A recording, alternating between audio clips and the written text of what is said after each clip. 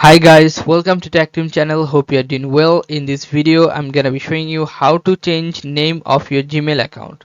So let's go to the Gmail first. Right here, Gmail. Log into your Gmail account with the ID and password. After login, you have to click on this top right corner, your profile icon, this one, and choose manage your Google account. Now click on personal info, the second option.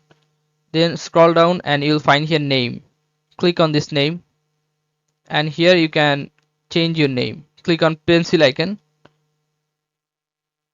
and change any name you want. After changing name, you have to click on save. After click on save, your name will be changed. Okay, so this is how you can do this, guys. If you find this video helpful, then please give a thumbs up and don't forget to subscribe the channel. Thank you so much for watching the video.